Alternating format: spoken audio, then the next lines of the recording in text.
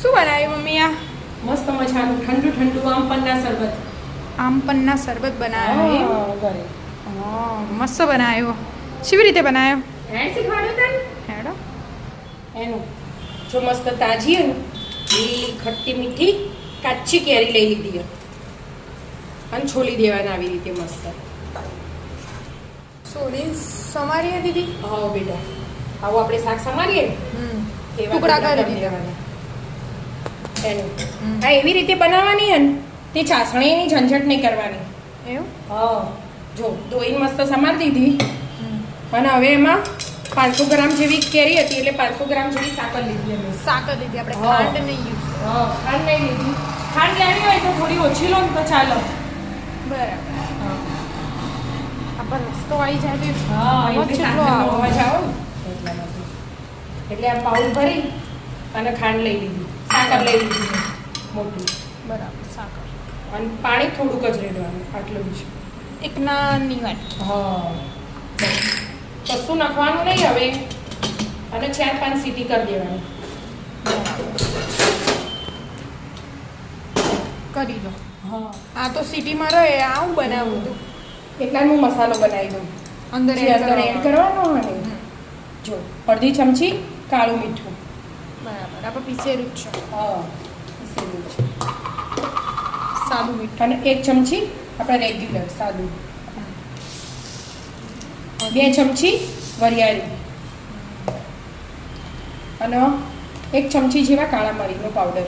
આખા મરી નખવા હોય તો એ નખાય પણ આપણે દળેલા હોય ને એટલે એટલે દળેલા એડ કરે. હવે આના મિક્સરમાં પીસી લેવાનું. પીસાઈ ગયું કે હા પીસાઈ ગયું.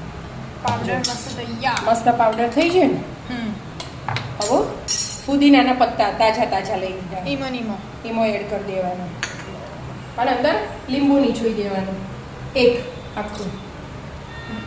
છે ને થોડું વધારે ખાટું ખાટું કેરી હો પણ લીંબુથી બગડે ને એના માટે એટલે પાણી નહીં એડ કરવાનું, લીંબુથી જ પીસી પીસી લેવાનું લીંબુના બસ. રસથી હા હવે પીસી લેવાનું. પાછું પીસી લેવાનું. પીસાઈ ગયું. જો મસ્ત ફુદીના એકદમ જીરું હવે આ થઈ જીવો. થઈ ગયું છે. ચાસણી બની જઈએ ને હા એકદમ.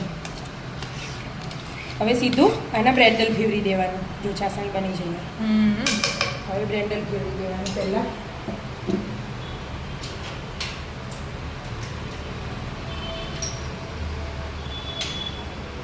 ફેવરી દો. જો કલર બદલાઈ ગયો. હા સાકરના લીધે. હા સાકરના લીધે આપણી સાકર નાખી દઈએ હા તો બધું પીસાઈ ગયું રસ થઈ ગયું. પીસાઈ ગયું. હા જો મસ્ત પીસાઈ ગયું. ના પીસીએ ને એનું તો એ ચાલે પણ કટકા મોઢામાં આવે ને એનો છોકરાને એ ગમું ના બરાબર. એટલે પીસવું પડે. એટલે એક રસ મસ્ત થઈ ગયો. હવે આ મસાલો એડ કરીશું આપણે. અરે હા જે બનાવ્યો તો એ હા ફુદીના વાળો. એ બધો મસાલો જે આપણે માપસર બનાવ્યો હતો ને એમાં જેટલો જોવો એટલો એ બધો એડ કરી દેવાનો. એટલે બીજા કશા મસાલા કરવાના પણ. હા એટલે જ ને મસાલો એકદમ ઝીણો જ વાટવાનો. હવે એમાં બ્લેન્ડર ફેરવી દેવાનો. હવે કલર પાછો ચેન્જ થઈ જશે. હા થોડું થોડું ગ્રીન હા તો ગ્રીન થઈ ગયું મમ્મી. હા ફુદીનાથી મસ્ત થઈ ગઈ ને એકદમ. હા તૈયાર થઈ ગયું આમ હા પણ તૈયાર આમ પન્ના. હવે આ કાચની બોટલમાં સ્ટોર કરી દેવાનું. એટલે 1-2 મહિના જેટલું 1-2 ચાલશે. મહિના ચમચા લઈને ચલાવવાનું. બરાબર. હા બોટલમાં ભરતો. સ્ટોર કરી દીધું. હા બોટલ ભરાઈ જાય છે એટલી. ભરાઈ જાય આવું હા ગ્લાસ માટે કરું તૈયાર. એવું હા મીઠું મરચું અને ચાટ મસાલો. ચાટ મસાલો હવે મિક્સ કરી દેવાનું.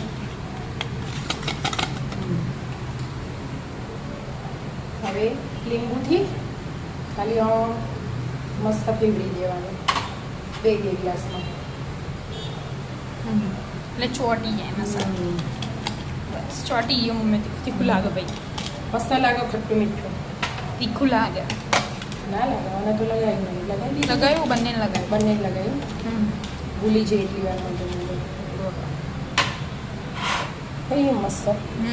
હવે આ બનાવી દીધું ને આમ પન્ના એ એડ કરવાનું અંદર.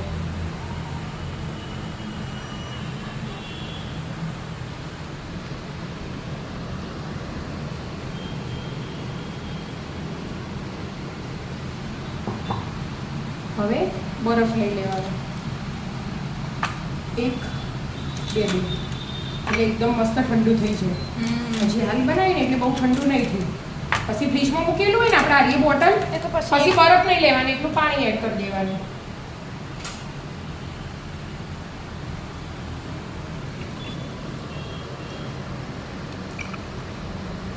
મસ્ત મજાનું ખટ્ટું મીઠું આમ પન્ના તૈયાર.